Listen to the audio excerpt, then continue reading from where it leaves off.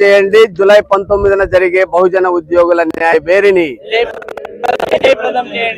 జోహార్ మహాత్మా జ్యోతిబా ఫులే.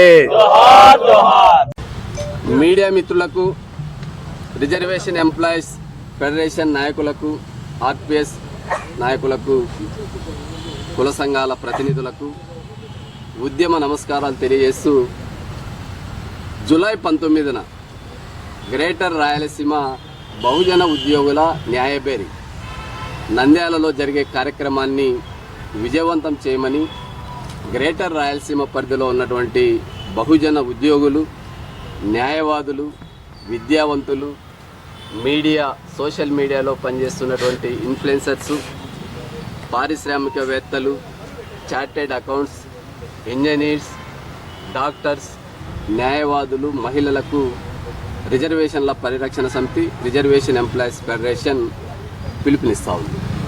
ఎందుకు ఈ కార్యక్రమాన్ని జూలై 19న రాయలసీమలో చేస్తున్నామంటే, ఇప్పటికే అనంతపూర్ జిల్లాలో గత ఆగస్టు 3న రాష్ట్ర వ్యాప్తంగా ప్రజాప్రతినిధులను ఒక వేదిక మీదకి తీసుకొచ్చి వారిని సత్కరించడం, వారికి రిజర్వేషన్ల పరిరక్షణ సమితి యొక్క డిమాండ్స్ను వారి ముందుంచాం.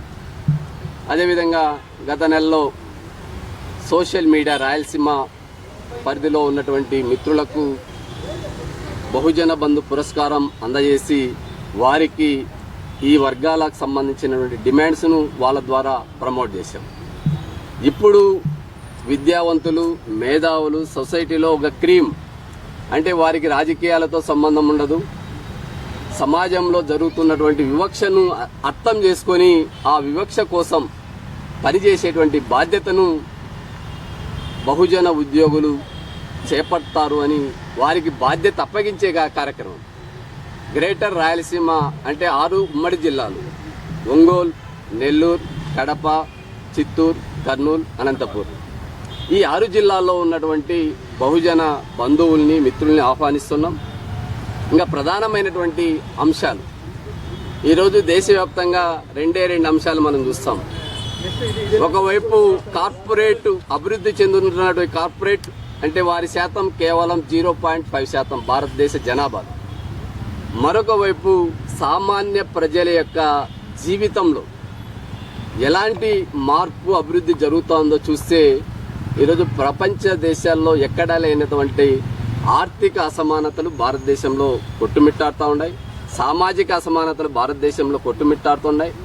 పరిపాలన అనేది కార్పొరేట్ వ్యక్తులకు అనుకూలమైనటువంటి నిర్ణయాలు తప్ప డాక్టర్ బిఆర్ అంబేద్కర్ గారు రచించినటువంటి రాజ్యాంగ ఫలాలు అంటే భారత రాజ్యాంగం ప్రియాంబుల్లో చెప్పినటువంటి సామాజిక న్యాయం, ఆర్థిక న్యాయం, రాజకీయ సమన్యాయం గురించి రాజకీయ పార్టీలు అధికారంకి వచ్చేకి అజెండాని ప్రకటిస్తారు. అధికారంలోకి వచ్చిన తర్వాత రాష్ట్రపతి మొదలుకొని సర్పంచ్ వరకు రాజ్యాంగం మీద ప్రమాణం చేస్తారు.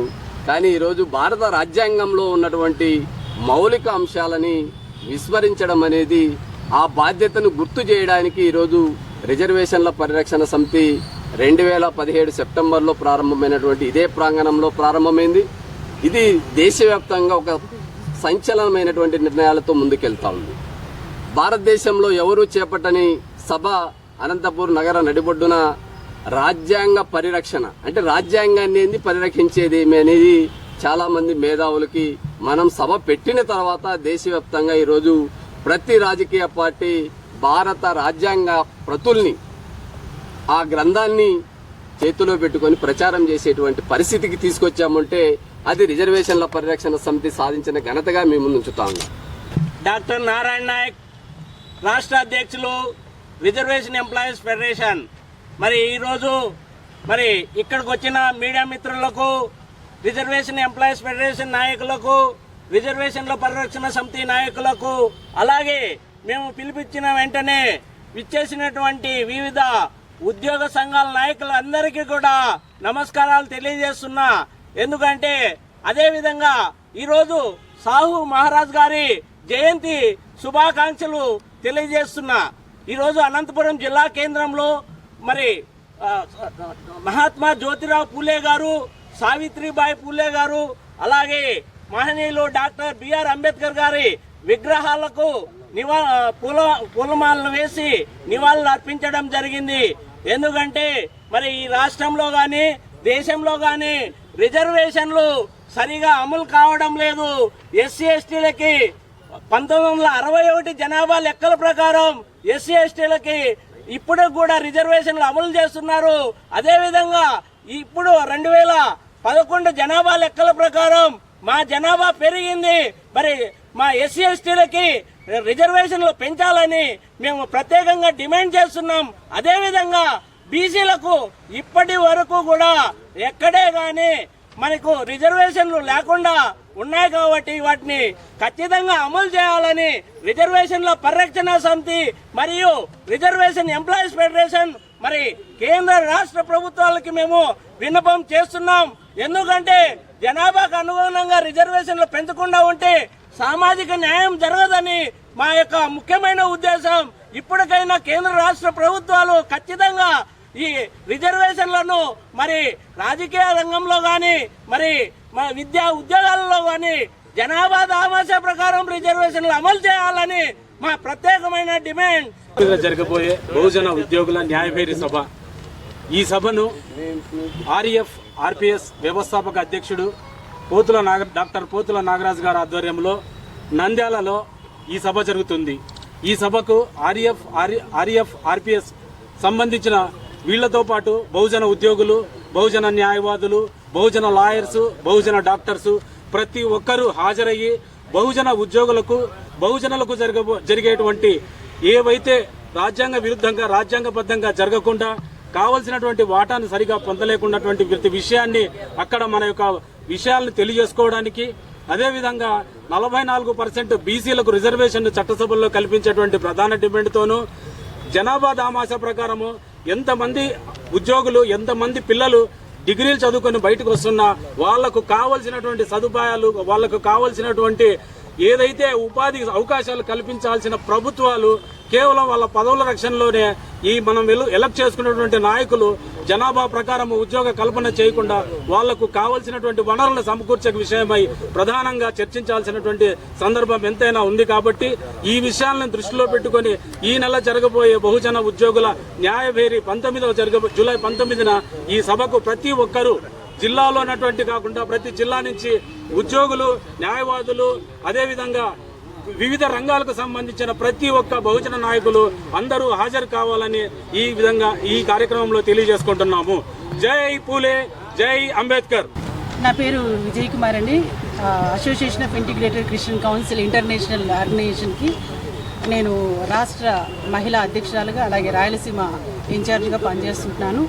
ఇలా జరుగుతున్నటువంటి అన్యాయానికి మరి వ్యవస్థాపకులు మరి అధ్యక్షులైనటువంటి నాగరాజన్న మరి ఆర్ఎఫ్ ఆర్పిఎస్ రిజర్వేషన్ పరిరక్షణ సమితి తరఫున మరి న్యాయ బేరీ అనే ఈ కార్యక్రమానికి మేము association of integrated Christian council తరఫున మేము మద్దతు పలుకుతున్నా. ఈ కార్యక్రమానికి మేము కూడా హాజరవుతామని చెప్పేసి, అవుట్ సోర్సింగ్ అంటే ఇందాక ఎంప్లాయీస్ చూసిన అవుట్ సోర్సింగ్ అంటే వాళ్ళు గవర్నమెంట్ కాదు, ఇటు వాళ్ళకి ఎటువంటి ఏమంటారు బాధ్యతలు లేనటువంటి పరిస్థితులు, అంటే వాళ్ళు ఏమీ చేయలేరు. మేము గవర్నమెంట్ ఎంప్లాయీస్ కాదు, ఇటు మాకు స్వతంత్రత లేదనే ఉద్దేశంతో చాలా ఇబ్బందులు పడుతున్నారు. ఈ అవుట్ సోర్సింగ్ విధానాన్ని పూర్తిగా రద్దు చేయాలని చెప్పేసి నేను కూడా association of integrated Christian council తరఫున నేను డిమాండ్ చేస్తుంటున్నాను. ఈ యొక్క న్యాయబేరీకి మేము కూడా మా సంస్థ తరఫున మద్దతు పలకడానికి వెళ్ళడానికి కూడా మేము సిద్ధంగా ఉంటున్నామని చెప్పి తెలియజేస్తుంటున్నాము. రిజర్వేషన్ ఎంప్లాయీస్ ఫెడరేషన్ నాగరాజన్న నాయకత్వం, నాగరాజన్న గారి నాయకత్వం జూలై 19న జరిగే బహుజన ఉద్యోగుల న్యాయబేరీని జోహార్ డాక్టర్ బిఆర్ అంబేద్కర్, జోహార్ జోహార్.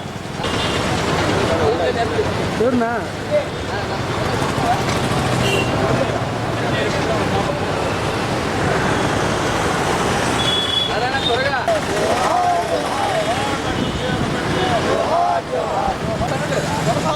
డాక్టర్ బిఆర్ అంబేద్కర్ ఆశయాలను కొనసాగిద్దాం. డాక్టర్ బిఆర్ అంబేద్కర్ ఆశయాలను కొనసాగిద్దాం.